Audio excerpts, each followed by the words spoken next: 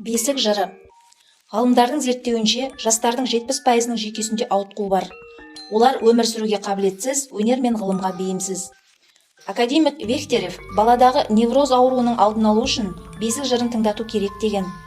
Ал психолог Леутин бесік жырын тыңдау мидағы нейронның дұрыс дамуына түрткі болады дейді. Америкалық ғалым Гроф бесік жыры баланың психотерапиялық аурудан жазылуына ықпал ететінін ескертеді. 2001 жылы Ресейдің Тюмень қаласының ғалымдары мынадай тәжірибе жүргізді. Жастары шамалас бірнеше сәбиді іріктеп 2 топқа бөліп бақылайды. Бірінші топтағы сәбилерге тұрақты түрде бесік жырын тыңдатты. Екінші топтағылар әртүрлі әуендер тыңдады. 6 айдан соң бөбектердің миын тексереді. Әлдиге жарымаған балалардың нейрон жасушалары баяу дамыған. Бұл фактіге күмән келтіргендер де болды. Бірақ зерттеу жұмыстары жалғаса берді. Әлди тыңдамаған сәбилердің мінез құлқында психологиялық ауытқулар да күшейе берді.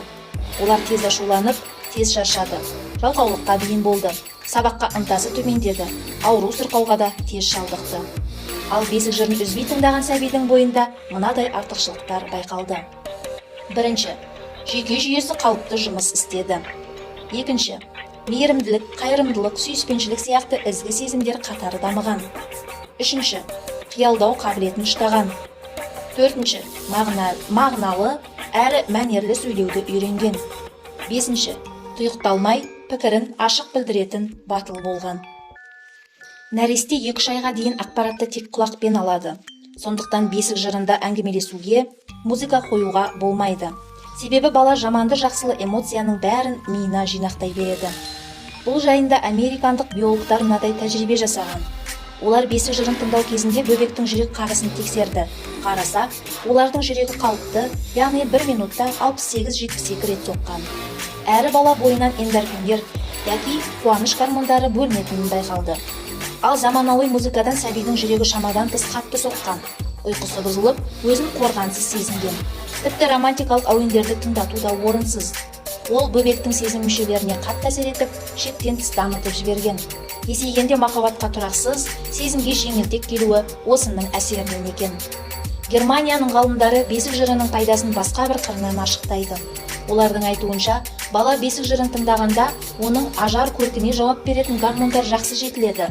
Анасы Әлди айтқанда, көңіліндегі көркем идеалдар мен асыл мұраттар, арман тілектер баланың болмысына дариды. Қазір психиатрлар жасөспірімдердің 20-25% қатыгездікке бейім дейді. Олар құрбыларымен тонның ішкі бауындай араласып кете алмайды. Есейе келе зорлыққа, ішімдік пен есірткі заттарға әуес болады. Осыған қарап америкалық психолог Берн бесік жырын тыңдамау агрессияның бастауы деп ой түйген. Шығыс халқында қатыгез адам туралы мынау бесік жырын тыңдамаған адам екен деген түсінік бар. Келіншектер бесік жырын айтуды аяқ ауыр кезінен ақ әдетке айналдырса, ағзадағы токсикоз төмендейді. Жүктілік мерзімі айтарлықтай жеңіл өтеді. Мұндай сәттерде сәбиге қажетті оттегі көбейіп, оның жүрегі қалыпты соғады. Анасының Әлдиі оның эмоционалды көңіл күйін реттеп, жүйке жүйесінің төзімділігін шыңдайды.